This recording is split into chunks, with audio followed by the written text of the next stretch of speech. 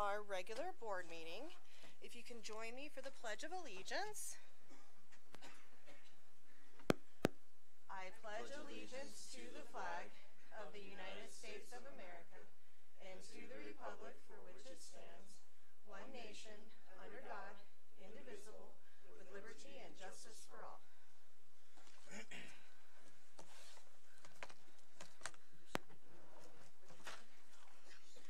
Okay. Our first item on our agenda is to approve our agenda. Is there a motion? Second. Second by Jenny. Any discussion? All in favor? Aye. Any opposed? Okay, motion passes. So we're down to our consent agenda.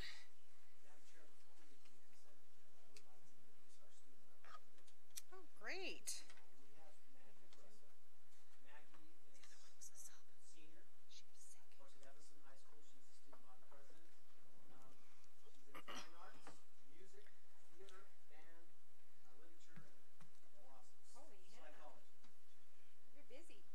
Corrections to that?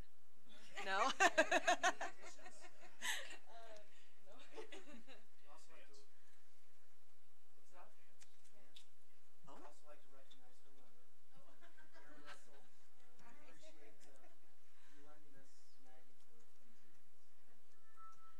Okay, well, welcome. Thanks for joining us.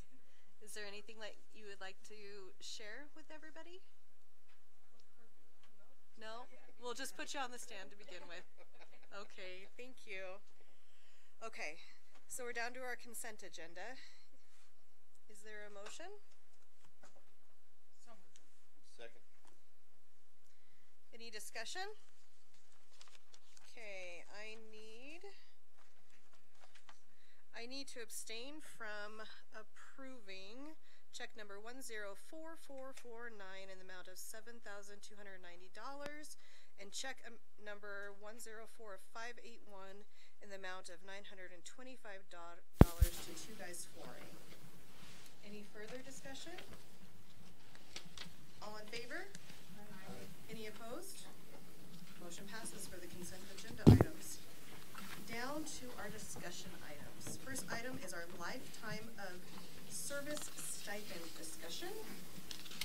Madam Chair, members of the board, the lifetime of service stipend, just kind of a quick refresher. This was approved, I believe, in 2014, and we've been doing this since then.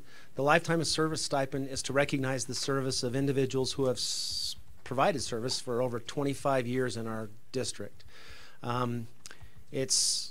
It is a stipend. It's not an early retirement incentive. It does reward individuals, like I said, who put a lifetime of service into our community, into our school district. Just a little bit of a refresher. Every year in negotiations, we approve $75,000. We approve that in May for this school year. So we have $75,000 set aside. What this stipend does is it pays $100 a year for their service. So if they have 25 years, it's $2,500. And then it doubles their payoff for sick leave. Sick leave right now is paid off when they retire as a severance at $40 an unused day. This doubles it to $80. The highest an individual can get from this is about just under $15,000. So if they have 180 days in their sick leave bank, and they've, depending on how many years of service, it gets to about $14,000, $15,000. They can use it to continue their insurance premiums. It can be put into a HRA, HSA, HRA, health retirement account, and they can use it. When they apply for this, it is their resignation. So they're retiring. They have to qualify for retirement from the state of Wyoming. Since they've been here for 25 years, they all meet the rule of 85. And so it is, they're resigning. We do it early for several reasons. First of all, because we need to know what staffing we'll have to replace. But I think the big thing is it just allows those individuals to kind of take a deep breath and finish the year strong.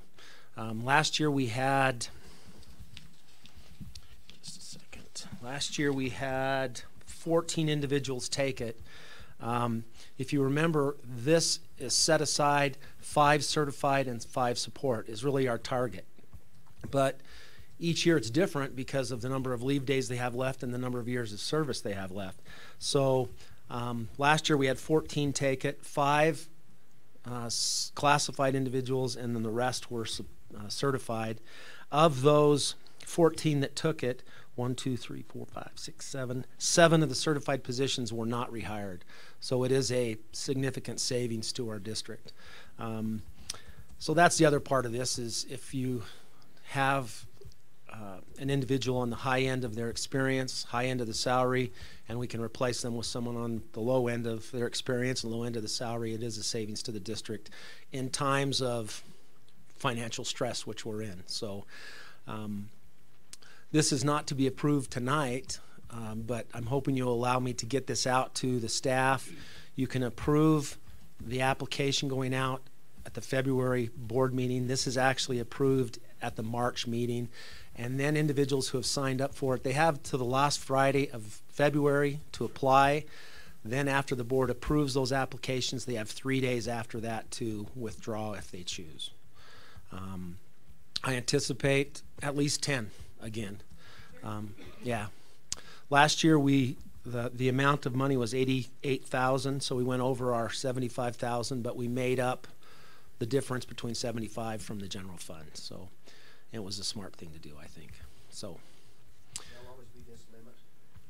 I know you worked a little bit, but it would be basically the first 10 that apply. Yeah, and the board has the ability, like they did last year and the previous year, they can authorize as many as they want.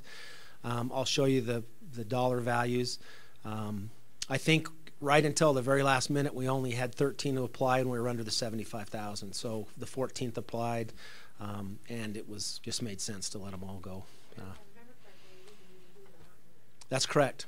Yeah. So you have that choice. You can either just stick with 10, or you can, not do it at all. I would encourage that we would do it, but and like I said, as we already approved the money, so the money has been allocated. So that's more of an information than anything else that, like I said, this will come before you. The plan has not changed. The application, we just changed the dates. Like I said, I think it's one of the neatest things that we negotiated and do for individuals that have put a great deal of time and service into our community and our students. So, any questions?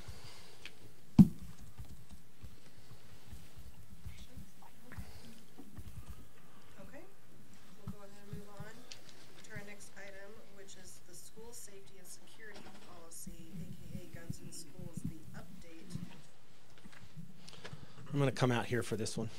Okay.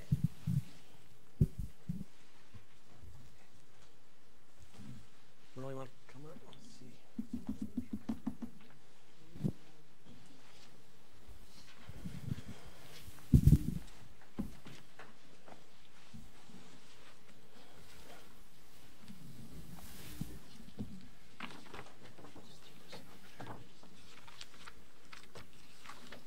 Hold the chair. She just texted me. She's not doing it. Okay. Now I won't be able to find it. Hi. Thank you. Madam Chair, members of the board, I'm just going to run you through what we've done so far on this policy, school safety and security policy. The individuals that are up here are the district's representative on the committee that we created. We've met twice. Also, Maggie is also on that committee as a student representative. We threw her right into the fire with that. We have 4 representatives from law enforcement on that committee, including the sheriff and the chief of police and representatives from their department. So it is, I think, impressive community. We have a classified staff member on the committee. We have a director, 2 principals. We invited several parents. They have not been able to attend yet. We've met twice, roughly 3.5 hours we've put into this. What I'd like to kind of show you is the work that we've done and kind of where we are with this policy. What we started with was the Wyoming Department of Ed's guidance. Whoa, sorry about that. Guidance document. Looks like this. So the Wyoming Department of Ed put this together. The Wyoming School Boards Association put a draft policy together, and we're using both of those templates. What this document does is it takes the statute and breaks it down and asks a series of questions. The premise is if you answer those questions and then you create your policy with those answers. So this is how the committee began, is they went through this document and answered all the questions that this document poses the school district. Some of them will require a legal opinion, but most of them are more of our opinions and how we solve certain problems.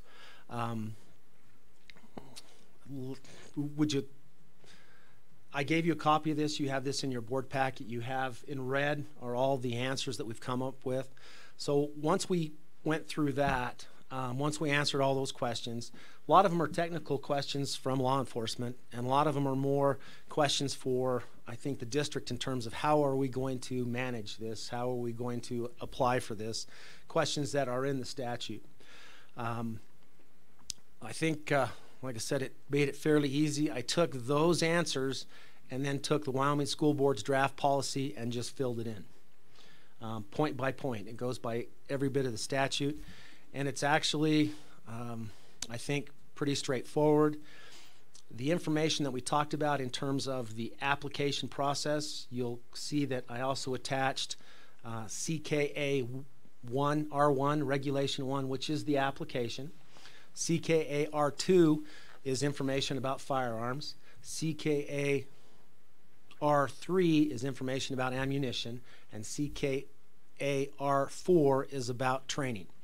The reason why we have the policy is because that is the nuts and bolts of what we do and how we do it. The regulations give us more information, but they allow us to change those, add to, take away as necessary without board approval. Because most of that information is truly informational in terms of how we're going to do what we're going to do. And for the first couple of years, we may have to modify as we go forward. So the application is simply an application, but we want to be able to change it, so that's why it's a regulation. Change it if necessary, add to it, take away.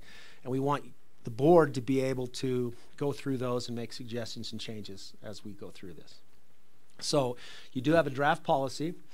It has really not been shared with anyone but the committee and the board until you guys give me the nod that it needs to be put out and we can begin discussing it. The committee will still work. We have another meeting tomorrow. And now what they'll do is go through the regulations and make sure we have in those regulations what we want. Regulation 1 and Regulation 2 are pretty thorough with information that came from this guidance document. 3 and 4, which deals with ammunition, is best practice out there. And I want our team to go through it and make suggestions. Type of ammunition to be used, so forth. And then Regulation 4 will be probably the biggest challenges as we try to find training and what are our requirements, what are the expectations, very specifics about the 16 hours required and then the 8 hours of live fire. So we'll be able to identify exactly what that training should look like. There are a lot of questions that will be posed moving forward with this policy. What you have in red, I think, will help you answer some of those questions in terms of what this committee agrees. And then as we have more discussions about it, hopefully you'll even be more knowledge about what we're thinking. So let me see if I have, would you like to go through the draft policy and ask some questions?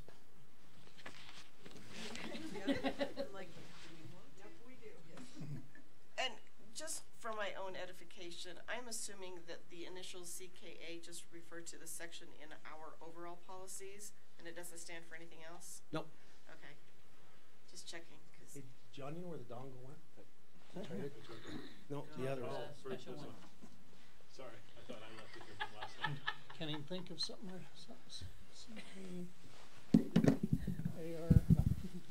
No, what I did is I took policy C, or just general instructions, And that's where that policy fits.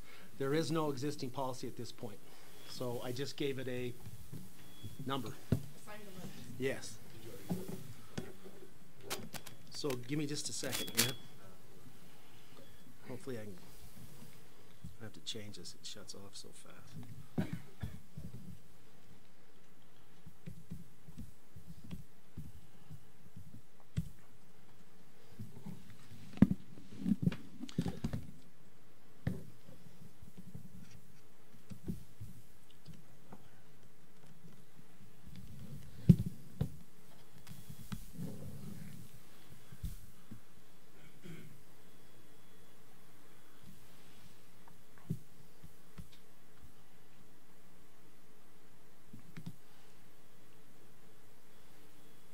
So that actually shows you the document so everyone can see. This is the agenda, and this is how we answer the questions that are in the guidance document. We went through them one by one and had a discussion.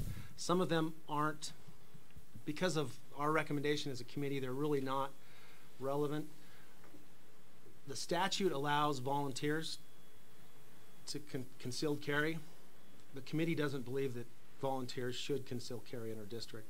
There's a residency requirement. I'll get into that. So a volunteer wouldn't meet the residency requirement. In other words, the years of experience in the district, they've had to be an experienced employee. And so some of those parts in statute aren't relevant. But we'll still answer the questions and go through them.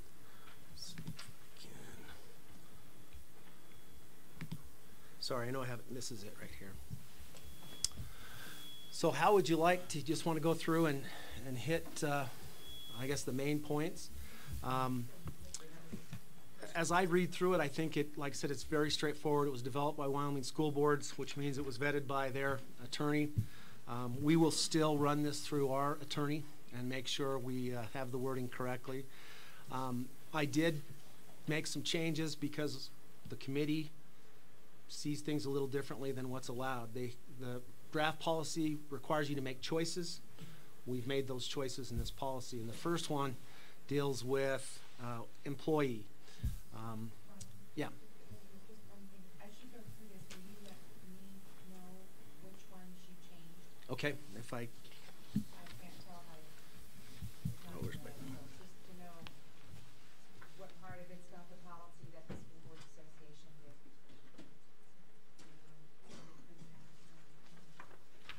So if you look at the draft policy, whoops, I can't draw that anymore. The draft policy leaves blanks. So any place where Uintah County School District's there, those were changes that I made. You had a choice between the definition of employees, and this was the committee, the definition of that we came up with.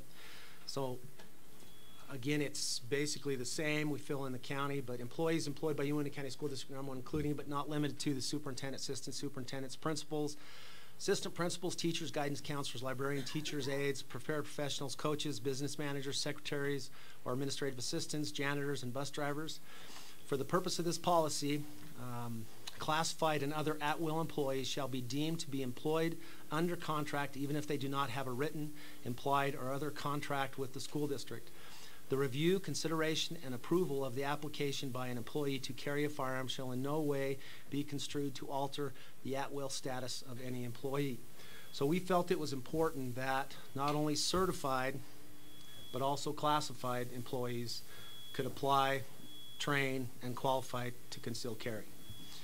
The way the statute reads, it talks about contracted. So that's why we had to put this in there. This is what we consider contracted.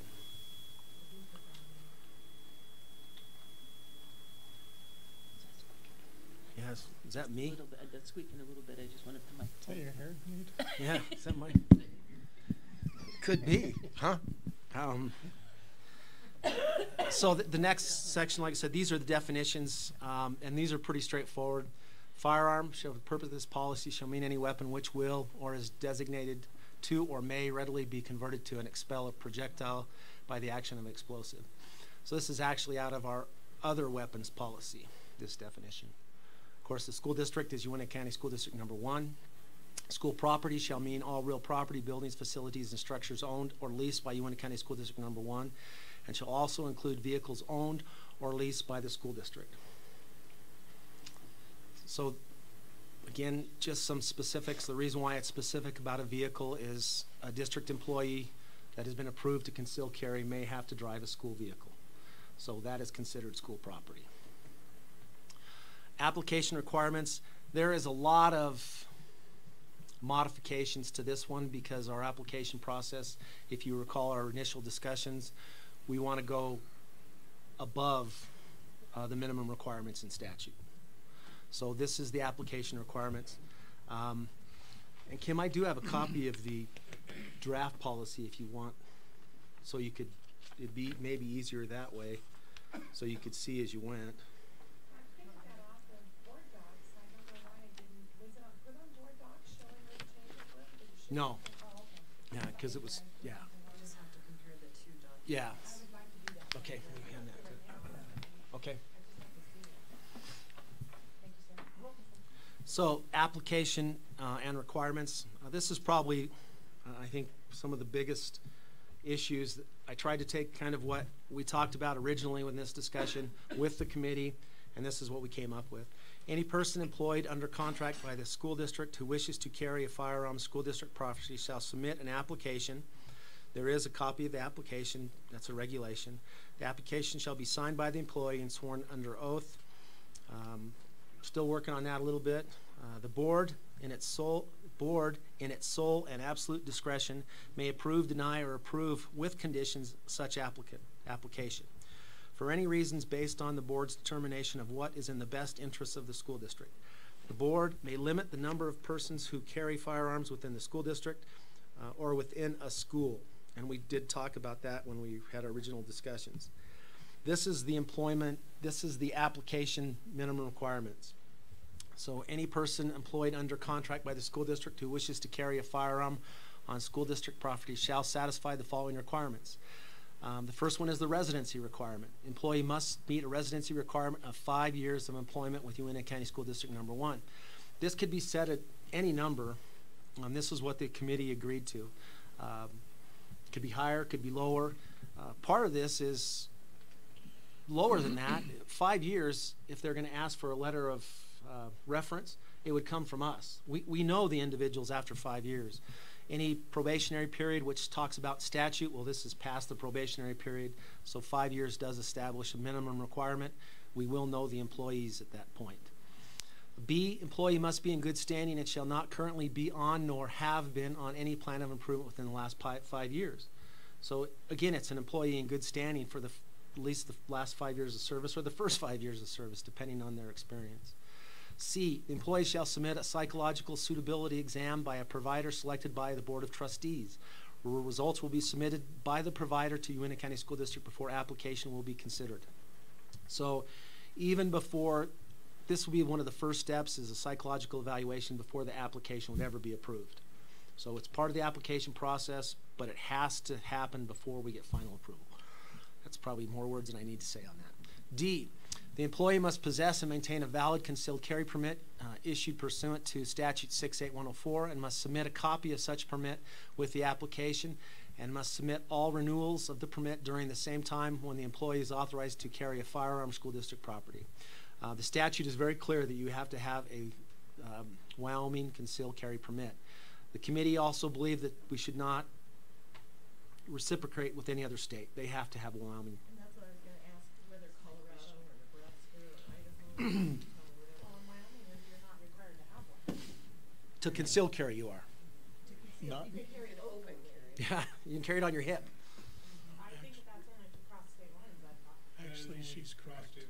Yeah, it's only to cross state Really? lines. So you can, you don't You can carry it anytime. Yeah. Anytime like your law violence. I think part of the reason for the concealed permit, requiring a concealed permit, is at least shows that somebody has gone through, gotten background check, did what they needed to. That's fine, I was just gonna question Yeah. why, because in Wyoming, you don't Okay. have to have one to conceal. And that's, the statute requires that they have one.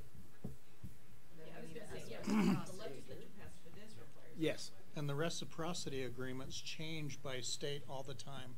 So if you follow, I believe right now we have around 40 states that we have reciprocity with Wyoming, but that literally changes monthly. And so that's one of the reasons we felt like they needed to have a Wyoming That's fine, permit. I just wanted That to was my clarify that, Yeah. cause I. No, it's a great question. Okay, E, the employee shall fulfill the training requirements described in this policy prior to participating in any training which the employee believes will satisfy the requirements of this policy. The employee shall submit documentation to the board showing the qualifications of the instructor, the criteria, curricula, and approval of the course by law enforcement. I left this language in here. What I would like to probably do is documentation to the superintendent, and final approval by the board, or you guys will be, I don't know if you guys want that application to you. It should come to me. I present it to you once they're approved. Yeah, I see this as an administrative function. Yeah. First. Yeah. So again, this is very drafty. Just wanted to get it out so we can get it approved. But it will be, I think that's the way it should be, is to the superintendent. The other thing with that, it does talk about a committee, superintendent, assistant superintendents, a director, and a member of law enforcement. So that's probably who would review that situation. So we could even put that in there. That would be the designee, I guess, is the committee.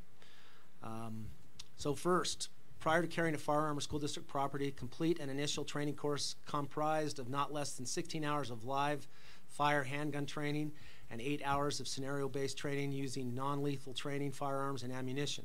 Again, you can see the regulation that deals with training is much more specific about that. That is right from statute.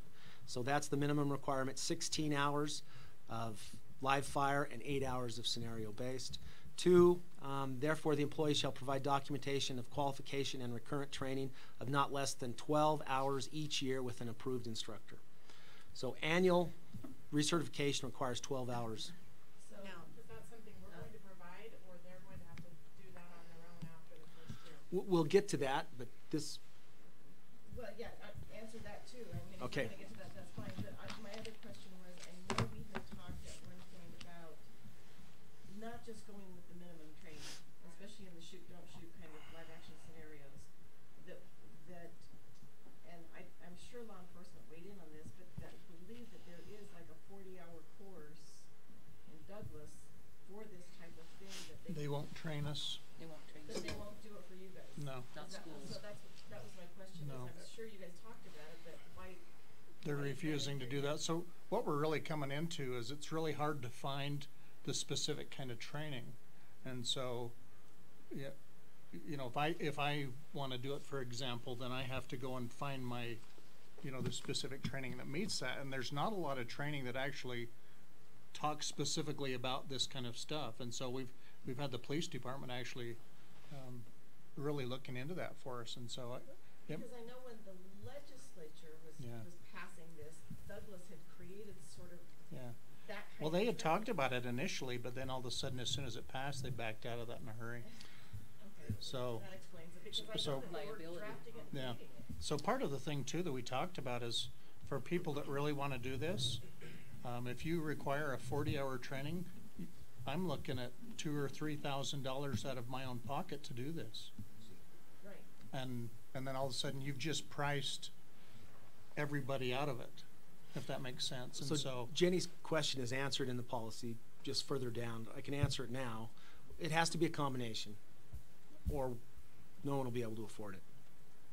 Right. Yeah, because we had talked at one point about making whoever applies carry the entire burden. Yeah, and I don't agree with that. I thought that was part of the I think, bill. like you say, we'll price too many. you price qualified everybody people out of it. Yeah. The bill doesn't define that, but in the guidance document, it's one of the questions that's required to answer, is how are you gonna cover this? So, That your committee talked about. yeah. And really the question that you asked, we talked about going beyond the minimum. I really think law enforcement's kind of talked us down from that. We also talked about getting involved with them in their training, but they can't guarantee that we can do that every year because of how busy they are. They'll be invited, we'll be invited. In other words, I think that's part of this situation is the very first E up there talks about if you're gonna go out and get your own training, you have to get approved. You just can't go get 16 hours of training. It has to be approved by the board there, but it will be the superintendent or the committee. I think it would be smarter for us to say this is the training that we'll provide for this. If we do that, we have to pay for it. But at least we can set the expectations. That's what CKAR4 does. It sets expectations for those 16 hours and then the 8 hours.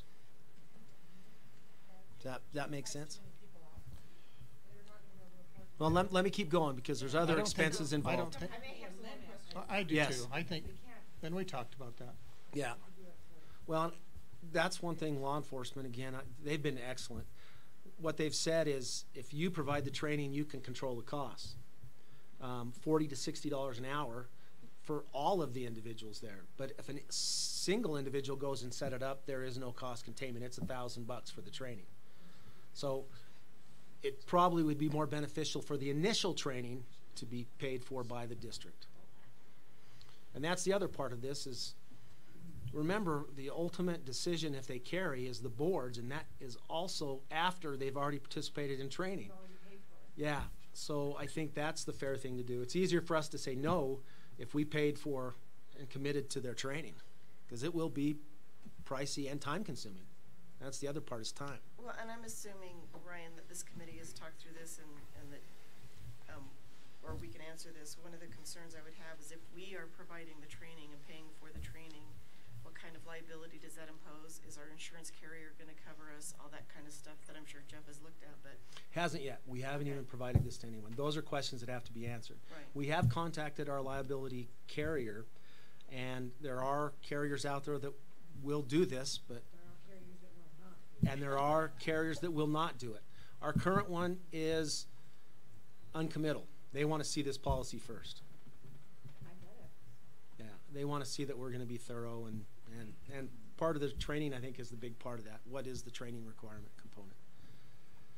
So, yeah. I think we need to. I think when we get to the other expenses, it's going to be limiting in its own. And you'll see that. Okay. So I have a question about Okay. number 2, though. Okay. Is with the 12 hours, do we need to specify scenario-based versus live fire, like break that down? It's not just 12 hours. I think but- we do that in CKAR4. Okay. In other words, we identify exactly what the 12 hours could be. Because we did have that conversation is we don't want them sitting in a room for 12 hours just talking about it. We also don't want them sitting on a range shooting for 12 hours. You need the live action shoot, don't shoot kind of scenario. It's got to be a combination of both. What I'm hopeful, and again, like I said, working with law enforcement has been excellent. They use our facilities to practice now, and they don't have a problem including us in those practice events. They just can't guarantee that those would be annually because they're busy and they're expensive. So, but again, they're a pretty good partner right now that I've seen. Keep going? Yes, please. Okay. 3, in addition to or as part of the training requirements above, the employee shall participate in training specifically designed to address active shooting situation, hostage situations, and situations with armed students who present a threat to themselves and others. That'll be part of the requirement. So that does go beyond the minimum expectation. And there's another one that we'll get to in a minute that goes beyond that too. Well, the psychological evaluation is beyond it, and then, yeah, we agreed to that.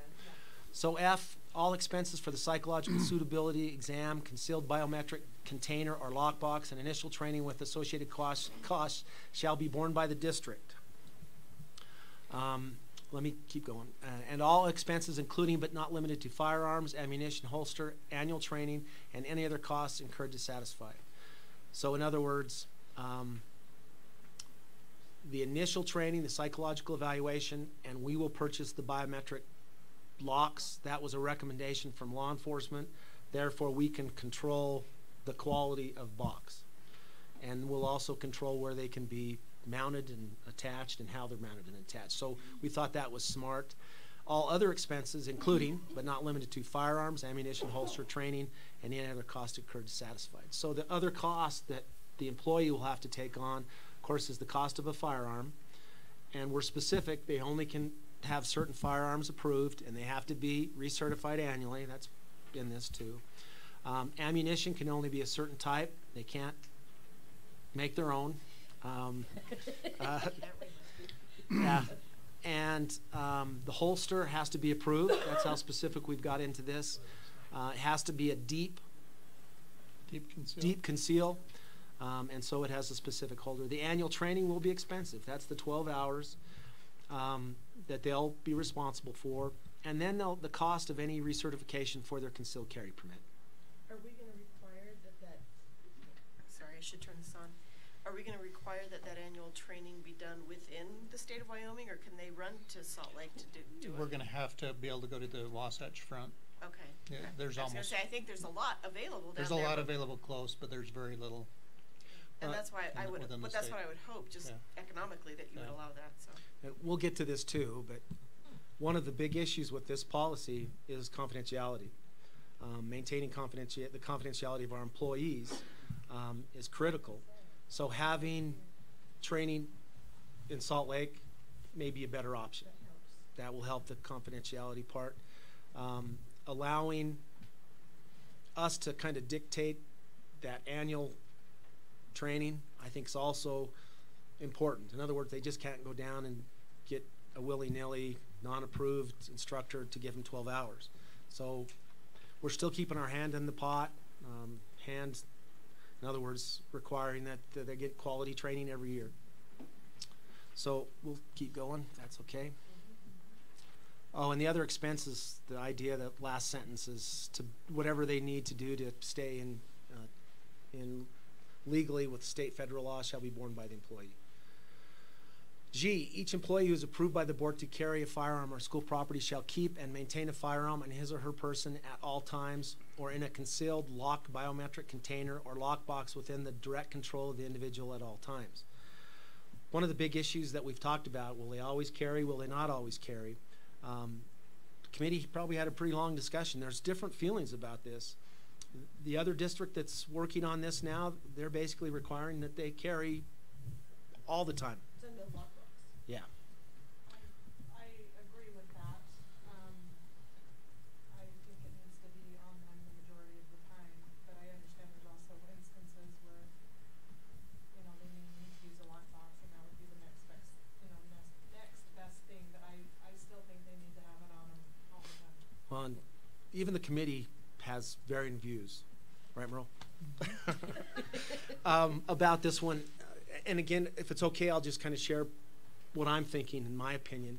And it's also, the committee answered that in the document. You can see it in red. There are some individuals that won't have the ability to conceal carry because of the jobs they do. But they will have the ability to have it in a lockbox and protect the students under their charge. Depending on the situation, an individual that keeps in a biometric lockbox, I don't see this as an offensive situation. It is pure defense. So if a teacher who is responsible for 25 kids takes those kids, lock them in their classroom according to our policy and procedure, make sure they're safe, then they would get their firearm.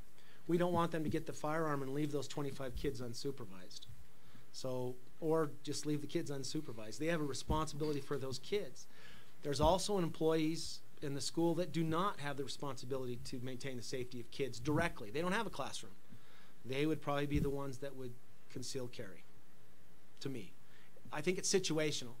The idea that we're going to require them to always carry, I think, is too much. No, I think there needs to be a provision of the lockboxes, but I would prefer that if it can be done, that they need to carry.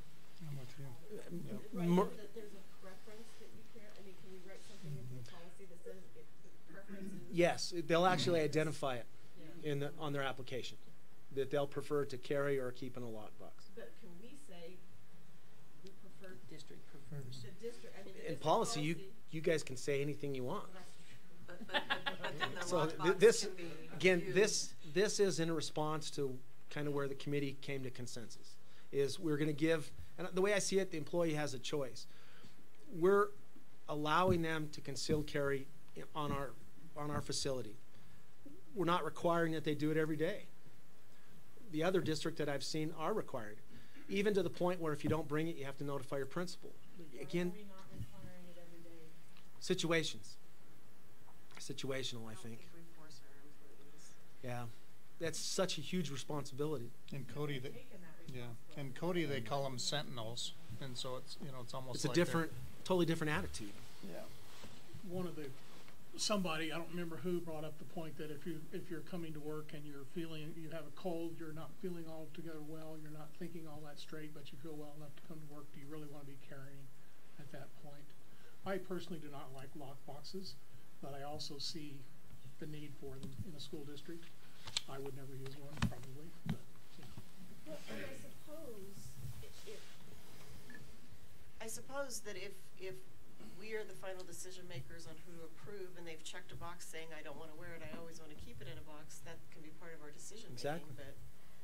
I mean, I understand the PE teacher thing. I understand there are certain teachers in situations that would not be able to do that, and that's where I would prefer that it is in a lockbox. But I think that's a small comparison to the overall majority. And also, again, scenarios. There's a million scenarios out there, but someone that may be afraid that it would be taken away from them if they wore it on their person. So let's keep it in a lockbox and only access it during a live fire situation. Again, the weapon is there. In a PE situation, though, that's, in all of our buildings, that's probably the area that has the most entrances. I know we're expecting them to come through the front entry door, but they have the most entrances. You got, PE teacher can't really have it back in a locked box, so he just needs to wear a sign, because everybody, he or she, because everybody's gonna know the first day of class, you know, that they've got a concealed carry. Well, and that's part of this. I don't think they can. It has to be a deep carry. How do you deep carry in a pair of gym shorts? Well, Well, you you can't wear can't. gym shorts. And those are individuals that would be limited. Yeah. So it has to be deep carry so that you can't see it. And that, part of the confidentiality piece in this whole thing is you really don't want the public to know who is the ones that are carrying. And so. And that's part of the requirement here is the confidentiality flows two ways. The employee cannot tell other individuals who have it, and other individuals can't tell the employees that have it. Is that going to be hard? I think so. And also the idea you bend over and if you keep it in your hip, again, those are things that we just won't work. We're going to have to make sure it's a deep carry situation. If this is going to fly, that's what we're going to tell the community is this, there's confidentiality based on this, and we don't want our kids, hey, that, I mean, it's pretty intimidating to walk into a store and to see 45 on someone's hip. Don't you feel like when you walk into a Maverick, you can look around and nail about 5 people if they think they're concealed carry? Yeah. But I'm glad I don't have to see that weapon on their hip. I'm glad it's there. Yeah,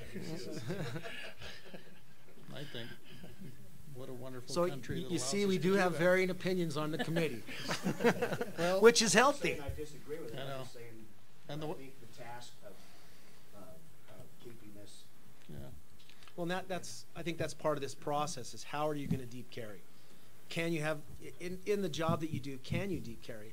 We talked about vocational teachers who have a little more flexibility. Kindergarten teacher who's always on their knees with their kids, sitting on the floor. You know, that's why I think we have to be flexible and open to some will carry, some will have them in a biometric box. But you guys determine that in this policy. But I can tell you what the recommendation of the committee is. That's the other side of this. So we'll keep moving, okay? It was interesting though, on the committee, most of us educators wanted to have concealed carry all the time, and it was actually the officers that recommended that we actually have places for them. So, And the one that was specifically brought up was the vocational.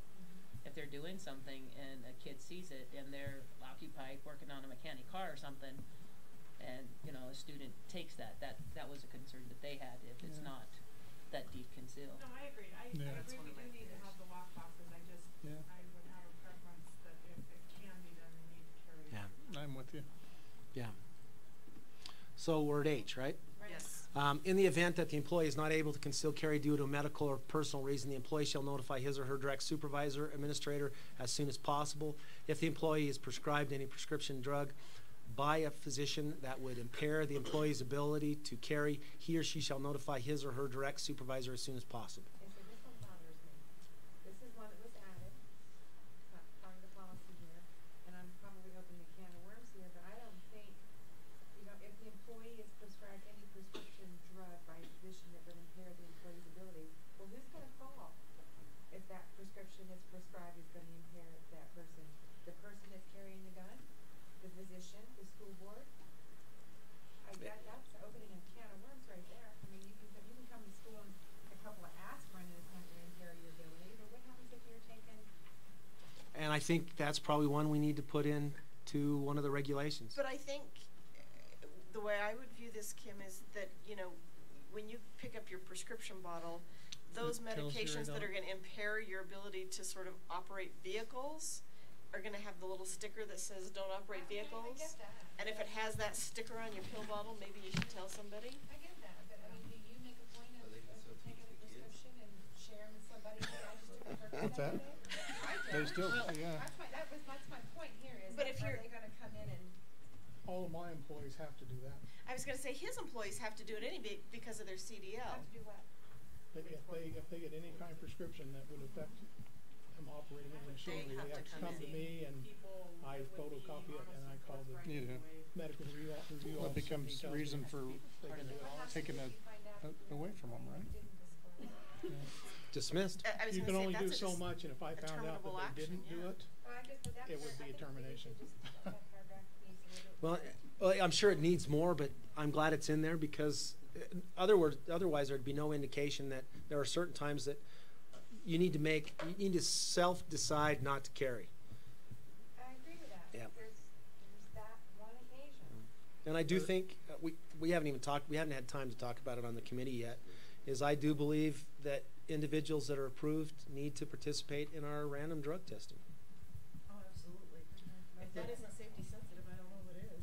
Yeah. There is a Department of Transportation language we could use to help Clean out that this up. That needs policy. to be beefed up all the way around. That's my Okay. opinion. And I'm one of No, those and people. that's why we're doing this. And remember kind of the timeline, I'll skip ahead. The timeline is, first reading is February 13th. So you have between now and February to make those kind of suggestions or changes. The committee will go through it. Committee hasn't even seen this except when it was created, I sent it to them. We haven't had a chance to talk about it. So tomorrow we'll begin talking about it and we'll change some of those. Second reading is March 13th. So we still have that time. We still have the 30th of January as the public forum. And you guys are going to need to be there. That's part of the public forum. And so that's, again, lots of opportunity to make changes before the first reading. So I'll make a note of that and we'll get to it. Okay, I, an employee who is approved to carry a firearm shall only carry a firearm on school district property. The employee shall have no authority to carry such firearm on school district business away from or off school district property. Only what's allowed by law. We should probably put something on there. Yeah, they're gonna have a one that concealed carry. Yeah, Right. yeah, They don't even have to have a concealed. yeah. Right. Well, this So- way, I think that, like, so if they go to I a have a training. question about that. Yeah. Yeah, So one of the things that I struggle with though is on that is what if I go to state wrestling? I have a concealed carry, I can take it in there, I can, and is it a, but if we had, Event center doesn't. yeah, the event center doesn't I know. allow it. How would that work out? The only way it would work is if you're approved and states in our district, you could carry in our district. But other school districts don't allow this, I so was you gonna- can't carry in the school. I mean, if it's, you know, you're gonna have this difference between employees who have a concealed carry or not, and are carrying to other events. I guess if there's, the question is really, is it a school event or are you on official duty or not? And I don't think our policy allows them to do that on duty unless they're gonna be one of these people. You know, if they're gonna be off duty, we don't control that. So couldn't you just clarify that, well, it does say As- school district business, because otherwise Right. you can't control. So if you're acting an official business, then you better be one of these people and don't do it off Well, property. and even, and this I think is reciprocal, any other school district employee from any other school district in Wyoming does not have the right to carry into our school district. Right. Only the ones we've approved. Right. So it goes both ways. Right. Okay. Use of firearms. An employee who receives approval of the board to carry a firearm pursuant to this policy shall only fire his or her firearm if he or she reasonably perceives that his or her life or the life of others or the lives of others are in imminent risk of death or serious bodily injury. In the event that a firearm is fired for any reason, the employee will immediately be placed on paid administrative leave pending an investigation of the incident. In the event that the employee uses his or her firearm to prevent the imminent risk of death or serious bodily injury to himself, herself, or others, the district shall require the employee to undergo a post-incident psychological suitability exam and shall require the employee to follow any recommendations as a result of the exam. The district shall absorb the cost of this exam. So it does go way beyond what statute requires. But this mirrors what law enforcement has to go through when they're involved in an act, in a shooting. I mean, so I'm happy. And because it's, if you end up in a shooting situation, you've got this two investigations that have to occur. You've got, did you violate policy as an employee investigation, plus you've got a criminal investigation, and was it really necessary and meet the standards? And so to have them on paid administrative leave is absolutely appropriate. So yeah, I'm glad you added this. Yeah. Protects us too, you know. Yeah. Gives us some time to process and, yeah. Next section, revocation, suspension of board approval to carry firearm. An employee who is approved by the board to carry a firearm on school district property is subject to having such privilege suspended by the superintendent at any time for any reason. The superintendent will then notify the board and law enforcement of this suspension. The board may suspend or revoke at any time without prior notice to the employee, and there shall be no right to a hearing, appeal, or other recourse following such a decision. So again, the ultimate control of this is the board. We could probably talk scenarios all night and all day, but part of the question that's asked in this guidance document is when do you revoke? So a breach of any school district policy, code of conduct would typically require some kind of disciplinary action anyway. It just makes sense that their privilege to carry a firearm would be revoked at the same time. 100% agreement with this. Does, Absolutely. It needs to I think the employee should have a rationale though, don't you? We always give them. I think I that's. mean, you can certainly give them one, but again, 'Cause I've this seen- is not a yeah, protected property yeah. interest kind of thing. It's a privilege. Yeah, but that I've we seen can boards revoke. though that, this is a great board, but I've seen disastrous boards where, you know, where people kind of headhunt and do different things and. Talking about a criteria. Yeah, That's what you'd like to see. yeah, a criteria that, or even being able to say, this is the reason why you didn't, This is why you lost. yeah, Or a criteria lost the for why you're privilege, being revoked. rather than just, And I don't know that I necessarily would want a criteria because I don't think we can cover yeah, every but scenario. even just a But I reason. think that, you know, if Ryan becomes, or you guys as principals, or whoever, Yeah. or the board members become aware of a situation, it may be a temporary situation, Mhm. but a situation that the employee is going through that you say, maybe now's not the time, we should be able to just revoke that. You can certainly notify them. You can decide whether it's gonna be permanent or temporary. You can have that flexibility, but I don't necessarily think we need to give them a criteria or have to follow a criteria or have to have a full sort of notice, opportunity to be heard kind of thing. Well, it'd be nice to know why. So if I had the board that said, you know what, Merle, I think you're kind of getting crazy and whatever, I'd like to know that you think that, you know, Well, or that's what I some- mean, if we were to tell you. Yeah, why you're yeah, revoking it, then absolutely. you would be okay, but to have a list, I Yeah. think that would be really hard to. Yeah, I don't want a list. The criteria would be double-edged anyway, it could hurt the employee and. Yeah. And I think that's kind of discussed as we answered But I this can see document in giving red. a reason, Yeah. And I just don't I think do it's fair think by not to. statute, we do have background already. This mirrors 'Cause there's current no due statute process in with terms of disciplining contract employees. Only the superintendent with approval of the board can suspend. So superintendent with approval of the board can suspend this too. You have the 6 reasons why an individual can be terminated or dismissed. This has no more privilege than their contract, so it makes sense that it'd be the same. But Of that's course. why I think you should have more flexibility than that, Ryan. I mean, let's say someone is going through a divorce and they're depressed and maybe suicidal. That's I want to true. take their gun away. And can I tell them that? Yeah, sure, you can tell them that, but I don't necessarily want to give them a mandated, gee, you have to tell me and I get to be heard and that kind of stuff. Yeah. Well, I think, with this, and I understand it's a privilege, but there's no due process. No, and that's what I don't want to give them an expectation of that. Well, and it goes back philosophically to me, because all of this, to me, is a violation of the Constitution. The Constitution says we should be able to carry anytime and anywhere we want. So every regulation that we have right here is a violation of that. And so when you think of that, at least you could do is give a rationale or a reasoning. And I think that's how we treat people with dignity and respect anytime we ever interact with our employees. I think it just goes common sense. You tell I them have what. no problem Yeah. doing that, but I also understand it would be really difficult to put together a criteria. Yeah, I understand the criteria. I don't know if I And we want did that. we did discuss it, I think, in there. I think that's answered. We talk about breach of policy, the same things, immorality, where they're going to potentially lose job action anyway, insubordination, other good and just cause. They're all in statute already. So if they get put on a plan of improvement, you hold that too. Mhm. Yeah. So in that paragraph, you referred to suspended, the title refers to revocation. We probably need to add the word revoked, revocation in that paragraph, it's got left Okay. out. Oh, but you're right. So where at? Oh, I see. But We don't just refer to suspended or suspension, we need to also say for being revoked or suspended. the word board may revoked. suspend or revoke. Something having such privilege suspended. In the title, you've got revocation and being revoked, but you don't say it within the paragraph. Suspend or It sits there.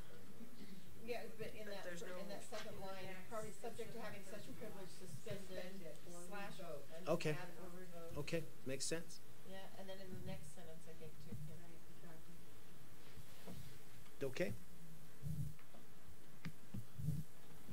So the next one is withdrawal of privilege. If an armed employee decides to withdraw their approval to carry, that withdrawal must be submitted in writing to the superintendent. Once accepted by the superintendent, forfeiture is immediate. The superintendent will notify the board and law enforcement. So they can self-remove. So here's a question that I had.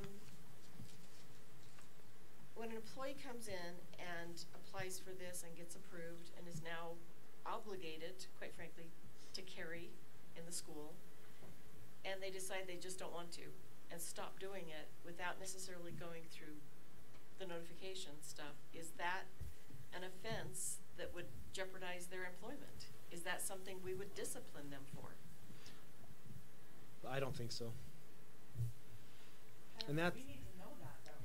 But that was That- the that has- question that that has to be came up part when I of read that. that. that has Is- to be part of that. And that's why that one statement that is, if you're not going to carry, you need to notify your principal. you're requiring them to carry it every day? I- Recommending. Yeah, So that's what that yeah. comes to. Yeah. Exactly. And I don't know, And again, yeah, what's the remedy if they don't? varying positions on the committee is I don't think we require them to wear it every day, because I think there are some days we shouldn't make them if they choose not to. It should be a choice. But if they chose not to ever again, they need to indicate that. The challenge is, as a principal, I'm trying to organize the whole safety of the high school.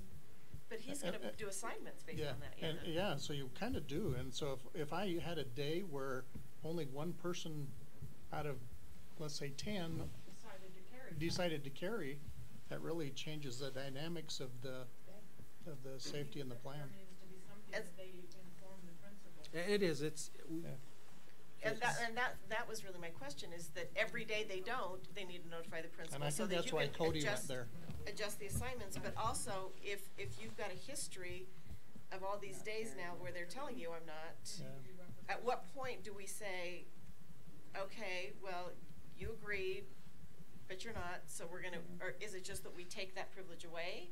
Is it something else? Is yes, I think it's that we take it away. I'm worried that if they see this as a punitive, they could be the greatest teacher in the world and just they find out that the responsibility is beyond them, we shouldn't penalize their teachers. Well, and that was just my question, is what's the remedy? Yeah. So, How, I know we have to do this.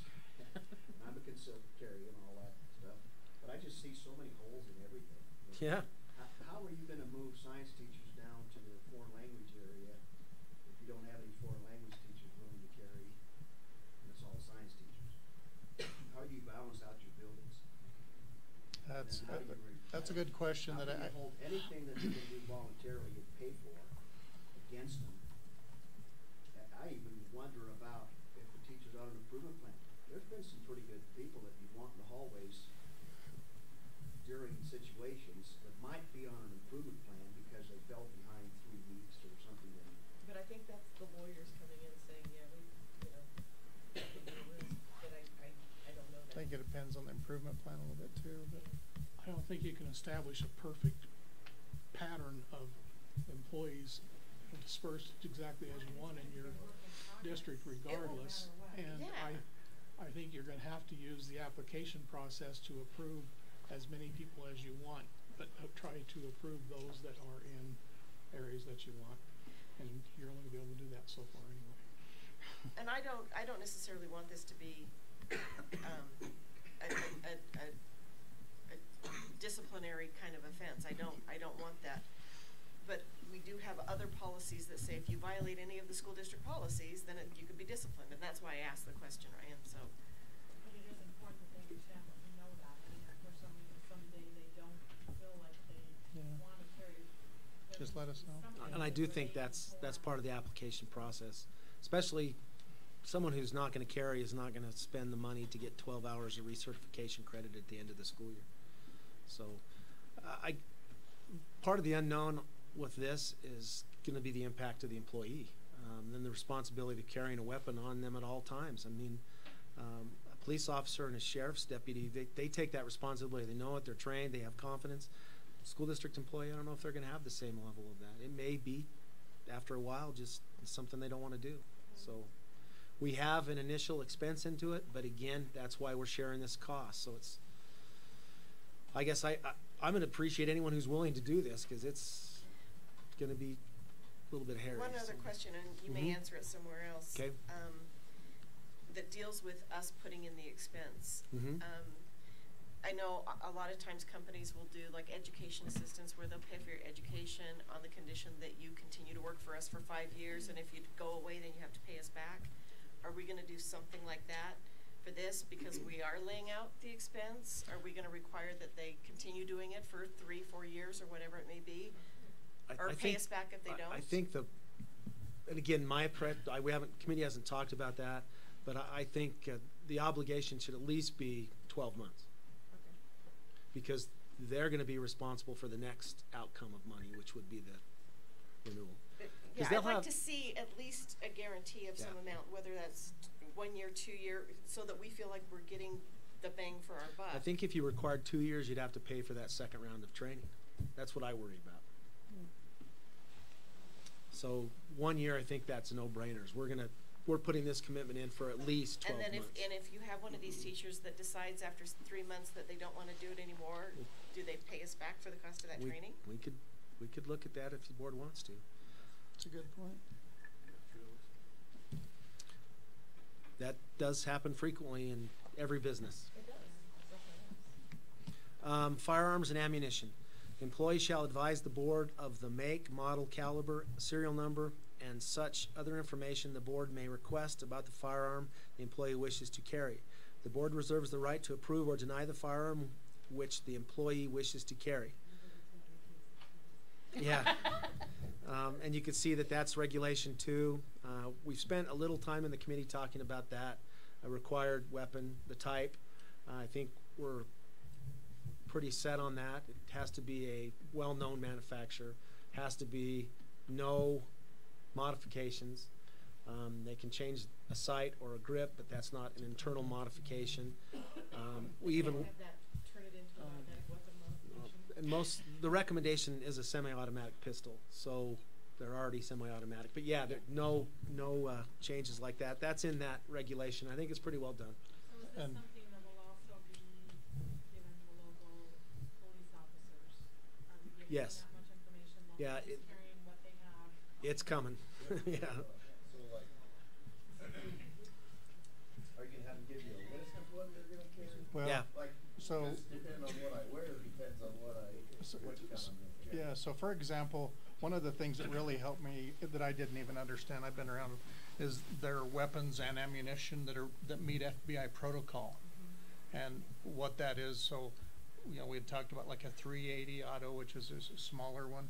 It doesn't, most of their ammunition don't meet that, because the FBI protocol want a certain amount of penetration, but not too much penetration in case it goes through a wall or whatever. So your 357 Magnums and all of those really big guns they don't meet it either. So it's kind of, there's a window, you know, 9mm 40s and 45s. Saturday night's special with it. Yeah.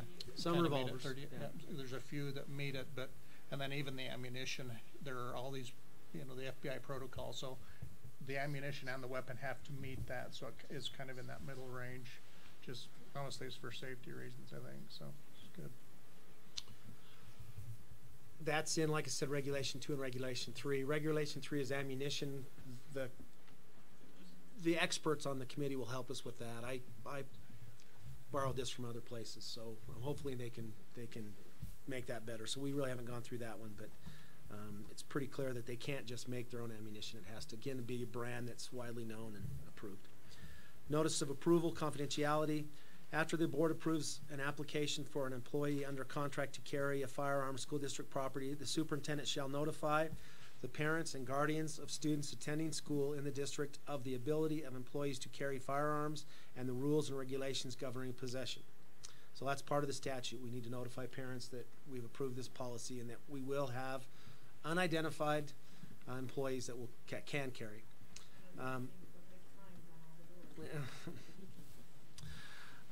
B, all law enforcement agencies with jurisdiction over the area of the location and names of all employees who receive permission from the board to carry firearms on school district property.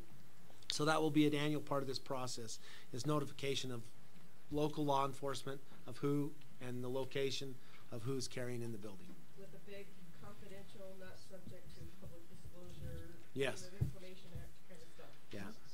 Yeah, you can't. Their idea was to keep it with dispatch. Or in the lock boxes in the buildings. Yeah, you could keep it in the, you know, in certainly secure file cabinets, but if you, you know, you just need to have that on there so nobody accidentally discloses it. And that's the next part. The identities of the employees who receive permission to carry firearms from the board shall be confidential and are not public record, are not public records for purpose. Yeah, it's not a public record. That sentence probably needs some. Everything that was confidential and not public record on yellow paper, and everything else was on white paper, so we didn't. Whoops. That was kind of our idiot-proof system. Where'd it go?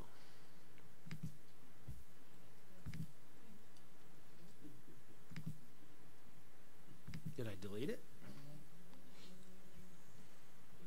Because, so, you do have, Brian, the compliance. That's why I was thinking it was subject to discipline, because it's in there. It's not as specific as I think you were describing. Well, it says if you violate this policy, you're subject to disciplinary action. Yes. But it's not because you're not bringing it in, it's because you're shooting people you shouldn't or something. Well, what I'm thinking, and I think I've told you this experience before, is I had a situation in Utah where they can carry in schools, where one of my teachers had it in a gym bag that was open. Okay. So he that's violated. the kind of violations you're Yeah. talking about. Yeah. Okay. Yeah. It's Wyoming, it can happen. Yeah, no, and the other part is what you're talking about is it goes beyond that. But that's why it made me wonder. And you guys, that would be a other good and just cause. You could be terminated if you discharged a weapon, even if you're approved in a school and there was no reason to do it, you'd lose your job. I have a feeling the individual that dropped their weapon and it went off and hit the sink probably lost their job in Utah, I assume. So compliance, we didn't read that one, did we? Any employee approved to carry a concealed weapon or school district property shall comply with all provisions of this policy. Any employee who is authorized by this policy to carry a firearm who fails to comply with any provision of this policy will be subject to disciplinary action up to and including termination. That is why I think it's pretty important that when we talk about are we going to require them to carry every day, that needs to be identified. Because if that's the expectation of the board, that needs to be spelled out. So where do you? I think we can give wiggle room, like, you know, you can have X number of days per year where you don't, without getting into trouble, but you have to inform people every day. That's already in there. So where are you guys as a board, so that we know whether to put that in there or not as we meet tomorrow? So, Are you for us carrying all the time? yes. So my preference is that if you're gonna sign up and get approved, that you carry all the time. There may be some days, maybe we say, you know, you have 6 days a year where if you really can't, you notify your principal, but if you go over that 6 days, then maybe we rethink about, whether or not you keep your privilege. So are we talking about carrying or in a biometric box? Again, I think the preference of the board, from what I'm hearing, is to carry. Understand there may be circumstances for the box, but the box is secondary, carry is primary. But if they have it But that's, in one I or don't the know other. if I'm speaking out of turn, that's just what I'm hearing. And I know that one of the things that was brought up, especially for female have less places, they said, to conceal it necessarily, so, I mean, are you requiring them to be on them at all but 6 days? And the wardrobe they wear, they don't have an option for that? That was a concern that we discussed as well. Yeah, I mean, I certainly don't wanna eliminate women from the equation by any stretch of the imagination, but I do think, you know, and you know, whether it's an ankle holster or whatever it may be, that if they're gonna sign up, my preference is that they have it with them and available and not locked in a box. That's my preference. And I guess the way I see that, it's better to have it locked in a box they have access to than have it in a home. So I guess one evil and two evils. Basically what I'm hearing here is that the lockbox is all fine and dandy, but if they're gonna have it, it's better, I mean, why would they have it having the lockbox? It needs to be on their person. The way I would explain that is situational, that I think is more likely to happen than the other is if there's a lockdown and there's an active shooter, the teacher that has a classroom is responsible for those kids. They have to get them behind a closed door, lock the door. Our procedure has them turn the lights off, hide if they can. That needs to happen before the gun comes out of a holster or the locked box. That's their responsibility to protect those kids. Pulling the weapon out of the lockbox is additional to that. Now they really can protect those kids. They can't leave the classroom. Yeah. So if someone comes in, they can protect those kids. You can go ahead. I got a quick question for you. You're talking about possibly having teachers carry all the time if they sign up for their program. You know, personally, I think it should be up to them whether they're going to carry it that day or not. Because let's go back to, say they're taking Dayquil, they're falling under the weather, kind of foggy-headed. They're making a conscious decision that their mental state of mind is not 100%, especially in that kind of environment. So for them not to carry that day because they're feeling under the weather, whatever it may be, it's a smart choice for them to leave it at home. And we 100% agree. Yeah. I mean, we want to give them that opportunity. The question is, how many of those days in a year, how much flexibility do you want to build in, and do you want to identify that? You know, one thing that'll be interesting, and I think may help us influence that. That's why a lot of this isn't a regulation. Let's get those people that are willing to do this together, and let's ask them. I mean, That's why I say this is a work in Yeah. progress. We can sit here and discuss it all day and all night, but I as we think the go people that along, it's volunteer gonna are gonna be the ones that are I gonna do it. agree, Josh. because I think you're going to have all mixes. You're going to have those who will always carry. And I think you'll have some that are kind of interested in seeing Yeah. what it's all about. They want to protect their kids at a higher level, but they would wear a wardrobe that won't allow them to carry all the time. And I also think that through the application process, we also need to, I think we need to be flexible enough to make those decisions on a case-by-case basis. And if he's got that as a checkbox, are you gonna wear it Yeah. or are you gonna box it on the application, then like I said, we can look at that. Yeah, because depending on exactly what position they have, you know, we may say, no, we prefer you to keep it in a lockbox based on these reasons, or no, we would prefer that you carry. And the regulations, there's a lot in there about the expectation that you don't just pull out your concealed weapon and put it in a lockbox in front of kids. Again, that's part of maintaining confidentiality. It has to be done before or after school, on a weekend. You know, at one point, and I think I expressed this when we originally talked about it, my expectation was they would bring their gun, they'd put it in their lockbox. At the end of the day, they would take their gun out and take it home. Law enforcement says, no, if you're going to put it in a lockbox, leave it in the lockbox, because where accidents occur is every time you take it to and from work. Well, or you have to close down your classroom for, no, everybody stay out for 5 minutes. Well, like, Yeah. you know, it's like wrapping Christmas presents from Santa. Yeah. When the kids are 12 years old. You know, we forgot all about the activities, which is, I feel is my role on the board here. You got a basketball coach leaves at 2 o'clock. You go to Kemmer, and he's a concealed carry person. Now, we have to let him out now about 45 minutes earlier so he can run home, and because it's not going to be allowed on Kemmer School District, you know. And I don't know, Merle can tell you how many times that happens during the year. There isn't a day in school that we don't have an activities person out. But do they have an office where they could keep a lockbox to just put it there and keep it at the school? Okay, I don't know. That would be the situation, and 'cause, I mean, we've talked about a lot of things with this, a lot of different scenarios, and there's a million scenarios. We'll never be able to cover them all, but one of them was a biometric box in a closet of a classroom will give things away. Well, let's have more biometric lock boxes than we have individuals that have been approved to carry. It becomes like the old silent witness on buses, where we couldn't afford cameras on every bus, so we put a box that had a blinking light, and we put cameras in them. We alternated as we needed, but kids thought those were cameras on buses. So again, that's just one of the things that I threw out is, you know, it's just because there's a box doesn't mean necessarily that there's a gun in it, I think is the other message. But confidentiality is going to be a challenge. We're in a small community. Some classrooms have places that I'm sure kids have never been, but you guys know kids. You guys were students.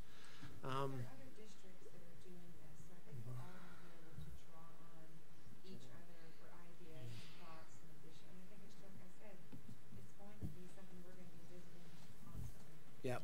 If we keep as much of this as we can in regulation and not policy, why then we can make those changes as needed. And it's not a legal thing, but at least make people think if on the application process you had that by applying there's a reasonable expectation that you will carry your weapon as often as possible.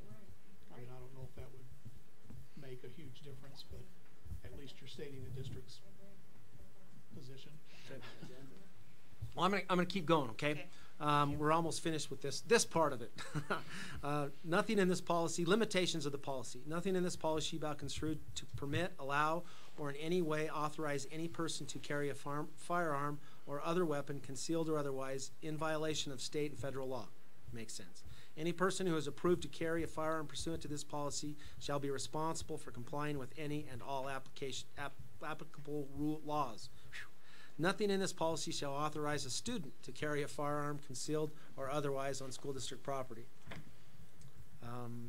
Approval for an employee to carry a firearm pursuant to this policy shall not convey any property right or any continuing right to carry a firearm, and the Board of Trustees may revoke or suspend such approval at any time without notice or a right to a hearing as described below. Approval to carry a firearm shall not be construed to imply any continuing contract status or an employee's contract rights. So we've tried to keep it as separate as possible. The only other one that we may want to take a quick look at is the application. Let me see if I can. Let's see where that's at. I think it was. It was? Which way? Not that way. No, that's a different application. Oh, maybe I just saw that application and thought it was. Here, let me I can find it.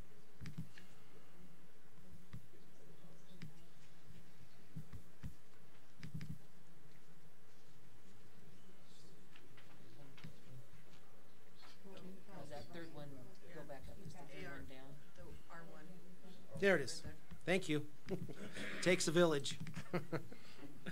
And the policy is pretty straightforward. It won't take a lot of time. Sorry, Yeah. I actually need to leave a little bit early today, but before I go, I just thought I'd let you guys know, as we've discussed having guns in school in my political science class, and also since I was asked to be on that committee, I've just asked some students their opinion, and generally, they're afraid of this.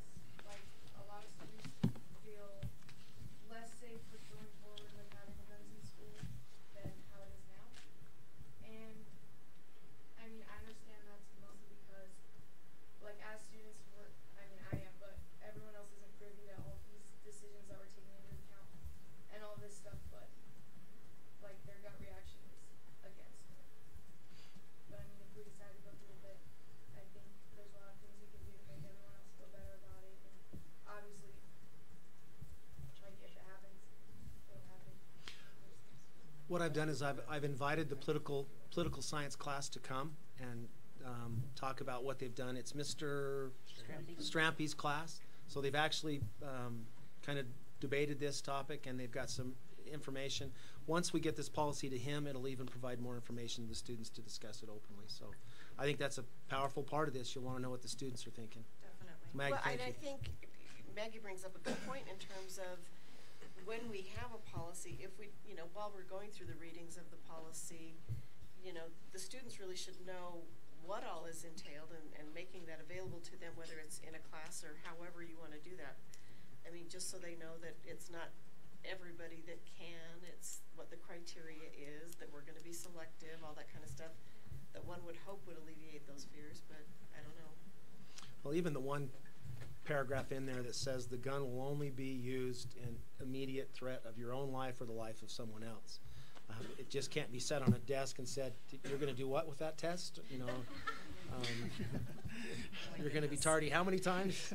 That would be not okay. No dirty Harry? Yeah, no.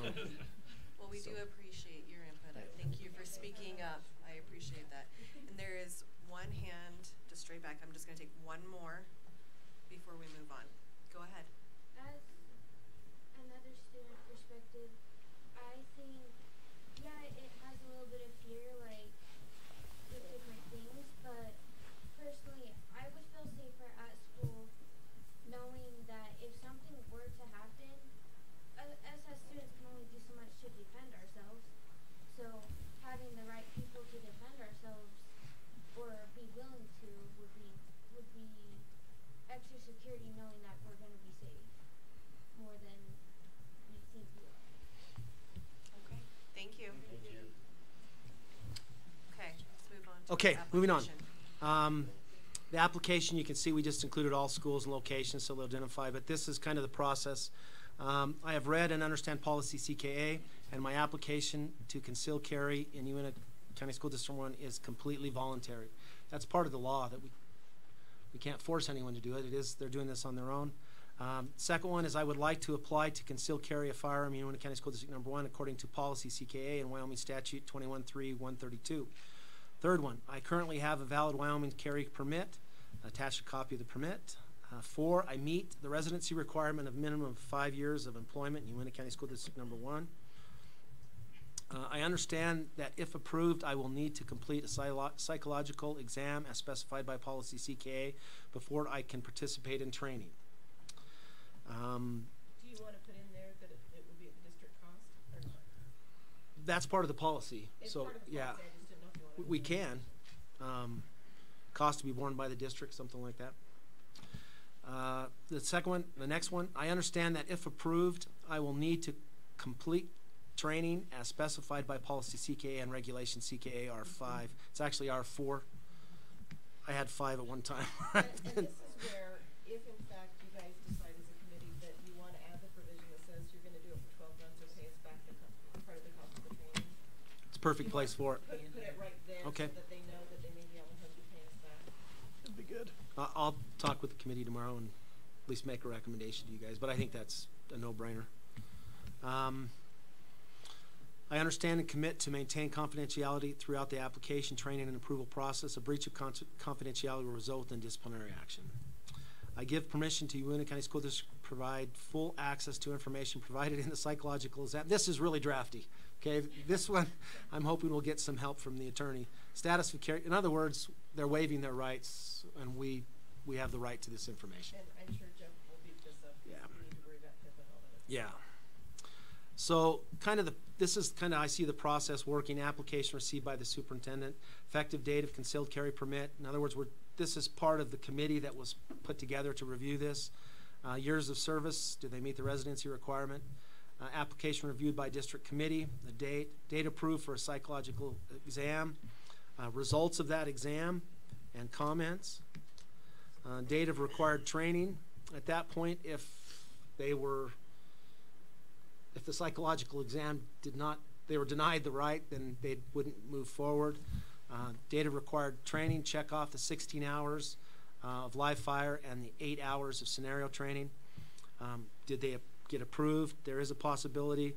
What I like about, again, the regulation is if they don't get approved the first time, they have another chance.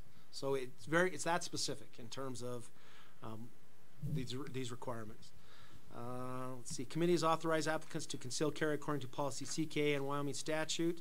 So this would be the committee's recommendation, signed by me. Action taken by the board to approve, deny the application with the board signature. You could easily put length of commitment, however we want to do that. But that's the application process.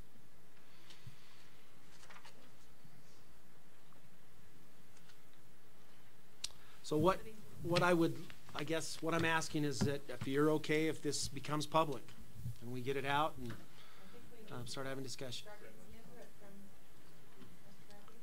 So the 30th is a public forum here.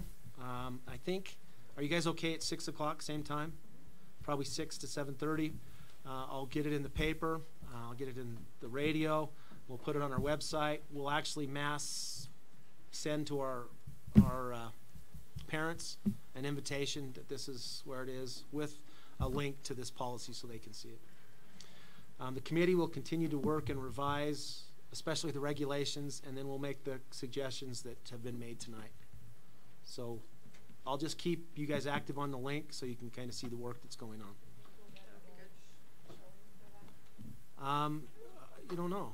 I can tell you, again, and I haven't heard directly, this is kind of secondhand.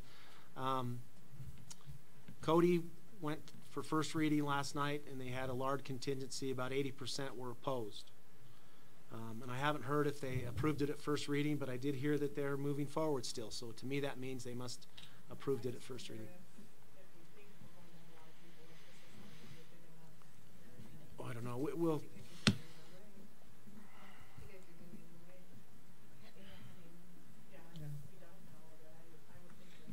And I have thought about that. I think, again, this is where we meet. We do have a capacity of 111, I think. If we exceed that capacity, it's going to have to be first come, first serve, I guess, to get a chair. We can still. It's really hard to sit here and relocate and then everybody move. It's very challenging. Well, how could I make a suggestion that, I mean, if we do get, 500 people showing up that cannot be accommodated in this room, we do live stream, and could we keep a comment period open where if they are not able to be in the room, they could submit written comments to whoever is designated as receiving that?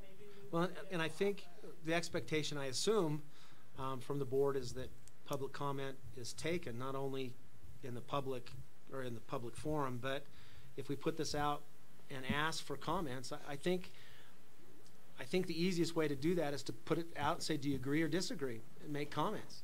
And then at least you'll know a thumbs up or thumbs down and get a chance to see. Just comments, and you guys know, it's very hard for anyone to manage, especially if you get 1,000 of them. You can categorize them. We did that when we got the big survey, but still, what it sounds like they did at Cody is they finally got to the point where they said, how many of you are in agreement with this? They did the old Stand straw up. poll. How many of you are in disagreement? Stand up. And that's where they got the 80% were against. But I've only had a few teachers call me that were concerned. I expressed to them there'll be a lot more opportunity, especially we hadn't even had a policy put out there, so I have no idea. I can't imagine. It's a hot topic. Yeah. I think that seriously we're gonna probably see Yeah. a lot of folks. We've got folks here tonight that I didn't expect to see here. We're in the early discussion Yeah. stages of it, so. Yep.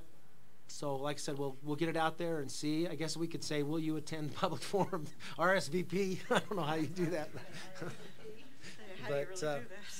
Or say say first come first served. You can't really do that. You know, and I guess what I would say, one of the most interesting comments we received is when we brought the panel of law enforcement, I thought it was really insightful that, and I can't remember which officer said it, is this should not be an angry mob because we're discussing the safety of our kids. And both sides of this issue deal with the safety of our kids. So let's come together in I guess a congenial way, and let's talk about what's best for our kids and give you guys information to make a decision. Shouldn't be angry individuals, it should just be information. I'm not concerned about that. I know it is, people have strong opinions on either side. So Yes. they're We need to give them a platform to be heard. Exactly. I'm still on that, definitely. Okay. Thanks, committee members. Okay. Thank you for Thank all you. that. That was a lot of work, so thank you. Sure we'll be busy. And keep working. Get back to it. Yes. Yes. Now we're into our calendars. So we have our draft calendars for the 2018-19 and 2019-20 school years. Madam Chair, members of the board, just this is going to be really brief, probably not what you anticipated. Yeah, it is my favorite subject because the calendar is not just a calendar. It is a very important part of our instructional program because it does set up our parent-teacher conferences, our staff development, when we start, when we end. Vacations are fairly important. They are important. This year, again, little different approach. I actually put a committee together. The committee had a task. They really had 3 tasks. I wanted them to look at parent-teacher conferences because we made some changes this year. We'd want to put it on the calendar for next year. PD, our professional development days. We've had some issues with our half days, and there's some other things that our staff would like to do. The third one was the calendar in general with some of the topics off the table. So let's talk about first. The topics off the table were the first day of school and the last day of school. Off the table. Off the table. Off the table. Deer hunt, elk hunt, autumn break. That's already been established. We let them talk about any other things within that, and really what they came up with first is expectations for our professional development, expectations for our parent-teacher conferences, and that's what the calendar is going to have to look like. What you see on your board docs is a base calendar. It shows you the start and vacations they've agreed with. Really the only change on that from the draft that you approved last year is Christmas will go from 21st, so they'll work all that week Friday, come back on Monday. One of the things that was suggested by this committee was let's try to reduce partial weeks. So that's what the draft calendar doesn't really show. Right now they're all full weeks except for Thanksgiving, again Monday and Tuesday. And so what the committee has been working on, and the committee's made up of our principals and a representative from every building. I think we have a couple directors, and they've been working through those issues. Do I have some related service? Oh, related service providers too, so classified staff. Well, Oh, okay. Okay, yeah. So other certified employees. So this is where we are with the calendars. They're still working. The committee's still working. But this is what I can tell you that the calendar that you'll approve, I'll give you lots of time to look at it before you approve it on the 13th. It will have a different PD. We're going to do away with staff development on half days Fridays or before vacations. So there will still be some half days, but there will not be professional development days. And what I see, the half days will be work days for teachers at the end of a quarter to get their grades done. We need to give them that time. So would be, I think they're all on a Friday, but it would be a half day where they can, kids would go half day, teachers, it's a teacher work day. It's not a professional development day. So we'll go from 11 half days to 4. And that was my question. I saw some of the half days on there, but I didn't think we had decided what we're doing yet on the professional learning. We haven't. And so, So these are just at the end of the quarters for teachers to get their grades in. yes, Get all the stuff in. And Yes. These are not Not PD. PDs. that's their own time. Or whatever. Yeah. Okay. And so what they're looking at, and I can tell you that I think the committee is, I would almost say 100% agreement that we want to look at a delayed start, weekly professional development. Right now, we're working on the details of what that'll look like. We spent some time last Thursday talking about that. I think every group that worked on it have come to the realization that Monday is probably the best day. What we haven't got to, and we'll continue to work on, is how long will be the delayed start, how we'll go through some of that.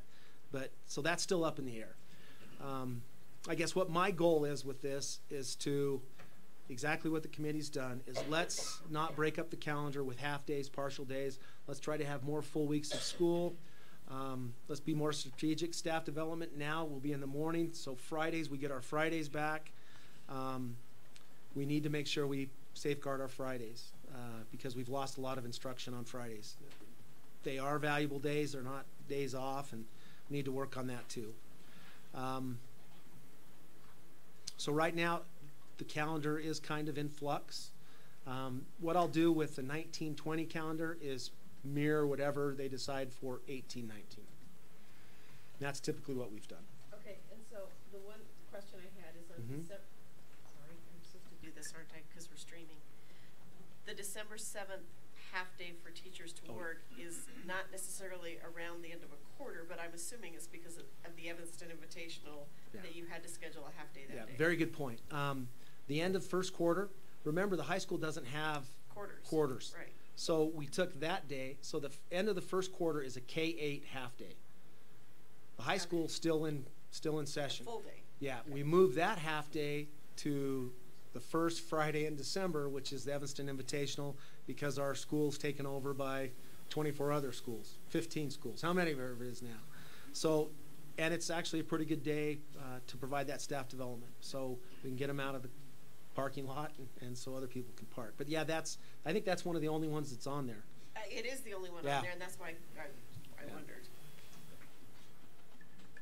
December 21st, that's vacation day? Well, It says over here it's vacation on here. It's not highlighted. I think that, yeah. That's one of the things I've highlighted to change. What it will be is, Whole week, yeah. Okay. I was going to say that's when it starts, but it'd be the end of the day, and that will be a full day. I got it. Yeah. What I have to identify in the calendar is vacation days and holidays, because we pay our 12-month employees two days in Christmas, 2 days for New Year's. So I have to identify which of those days are which. So the calendar tries to do that. The 21st, like I said, is not one of those. Did I miss anything that we needed to? I can tell you about the delayed start.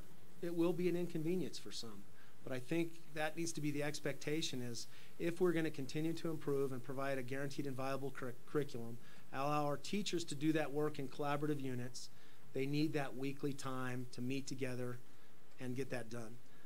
If you look at hours, the 9 half days really provide us the equivalent of 3 days of professional development. Because we're adding to, of course, time and asking a little more of the contract time from our teachers. If we have our teachers come a little early, delayed the beginning of the school day by a certain amount, we can get an hour and a half, at least, we hope, each Monday. That will really be beneficial. Those days will be clearly identified. The training will be of a high quality, or they will be working in their professional learning communities at their schools. Most of them, I think, will be that kind of situation. are we going to amend, I'm assuming that we need to make this decision fairly quickly, because if we're gonna write into the contracts for next year that they have this new expectation for a delayed start Monday and to come early, we should probably write that into the contract, yes? Just as, and I don't think we write it into the contract, it's just the 10 days that are required. Students have to be 175 days, teachers are 185.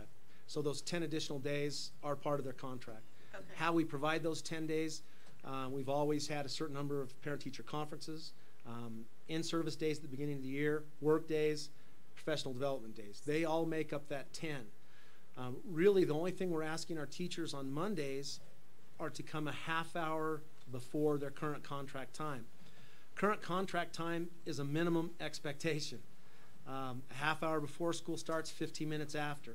That's the minimum expectation. The contract is very clear that other duties as assigned, that would be part of it. Is we would like you to come in a half hour before. There's 32 Mondays. That's 16 hours. That's 2 days of professional development, and that's how we've always counted it. So it's an equivalent to hours. Will it be a burden to some? Yeah, but we need to get that done now so we can help them kind of work through that. Again, if we approve this on the 13th, they'll have from now until the beginning of school year to hopefully work through those situations. And you're still working on providing activities for the little kiddies? That will be the challenge. The committee will make some recommendation, but each school will deal with that in a different way. Really what you're talking about is our elementaries. How can they come at their normal time? Will there be supervision? And those are things that will be worked out. I think as a school district, we communicate with our parents is that we're asking that you give us an hour. So if you can, delay bringing your kids to school by an hour so our staff can receive quality staff development and training. That will benefit your kids. We're giving them back the 9 half days so they won't have to find daycare for those 9 half days. Again, we're still continuing some of the half days for our teachers. But overall, what we get, and I should say what our teachers get and the benefit of our teachers, is ongoing staff development on a weekly basis and time to develop a guaranteed and viable curriculum in collaborative groups. Our high school doesn't really have that now. The middle school has already been kind of set up for that just with the middle school structure. The elementary, they've found ways to provide it. I can tell you that I did another poll of our principals today. The principals are 100% behind a delayed start professional development, weekly professional development. We will have some, it will be tough for some individuals. I think young families will have to, again, we just need to make sure we can explain it that this is to improve instruction. We need the time. We're giving you some time back, but we're going to take an hour on Monday, every Monday. I said 32 Mondays. So that's the calendar. Okay, thank you. So when you have a Monday holiday, you just skip that week? Yeah, you just don't have PD that week.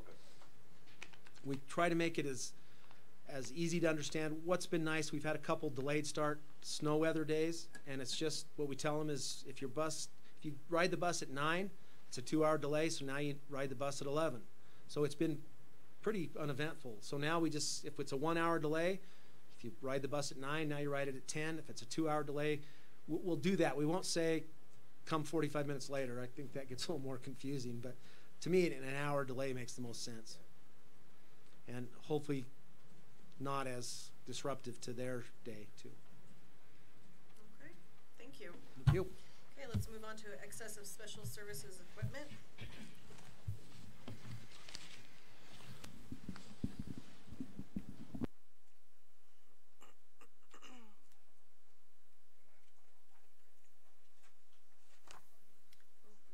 Got school reports, public comments, probably not. Then we got executive session. Madam Chair, members of the board, mine is not as interesting or as exciting as what we've just gone through, so I do apologize for that.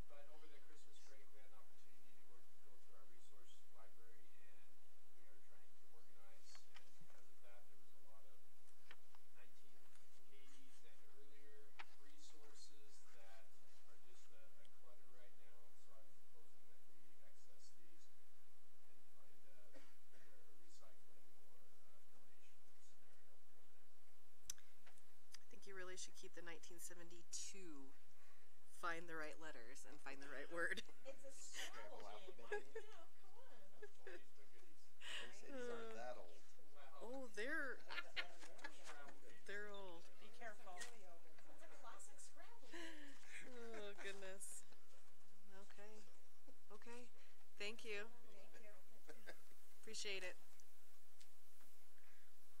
Okay, so down to school reports. Who would like to share tonight? Oh, you're already setting up.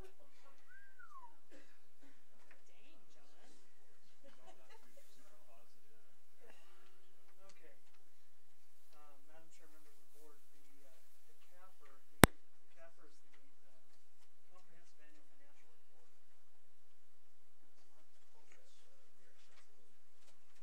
You talk, I'll help. Okay. It's on your desk. Basically, we're one of two districts in the state of Wyoming that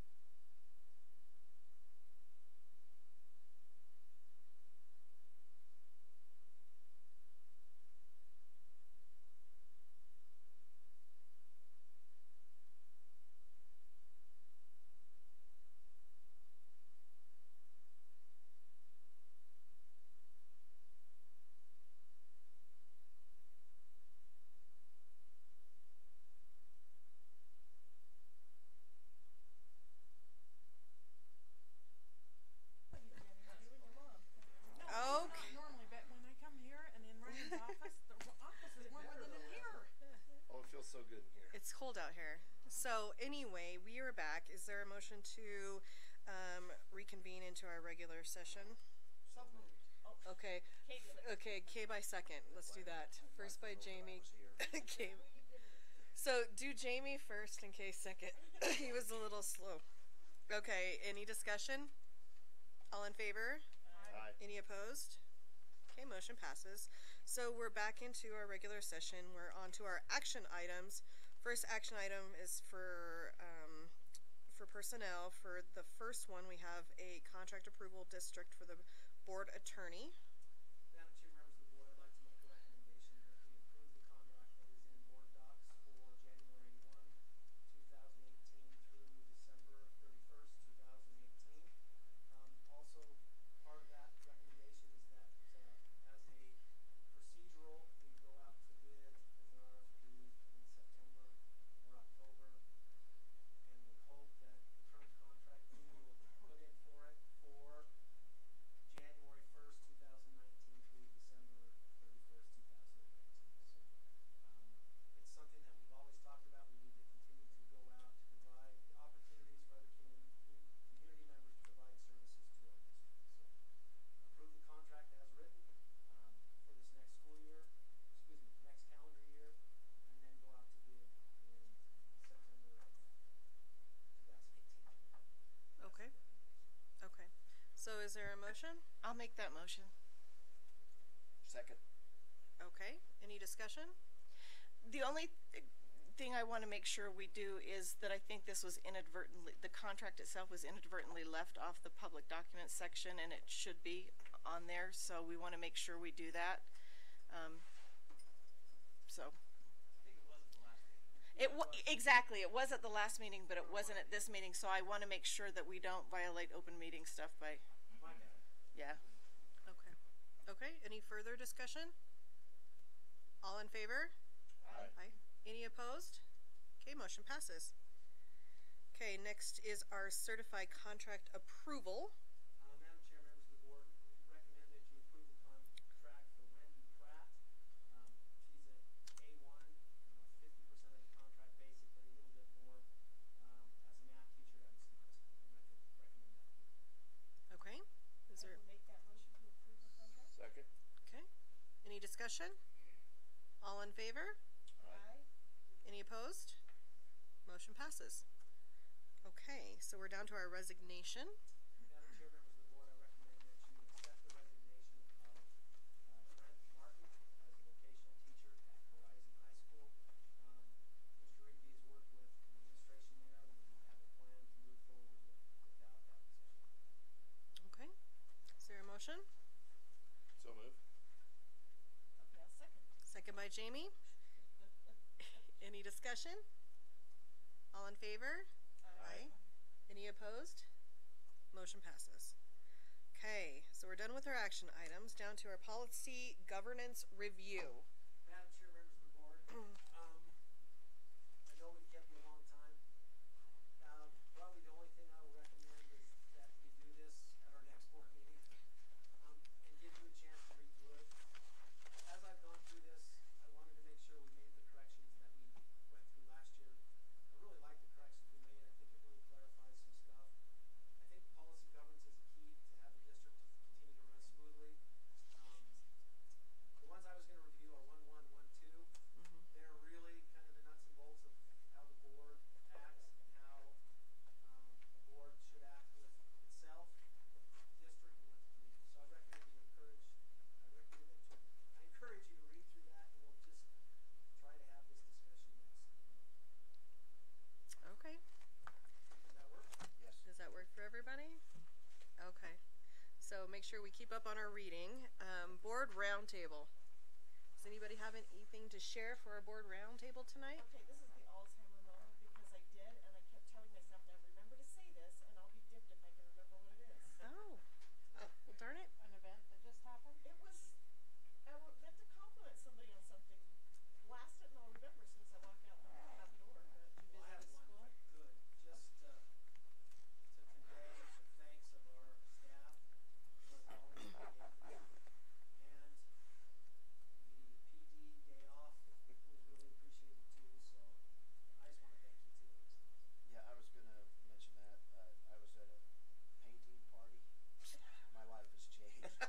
I should say so. Small class, huh?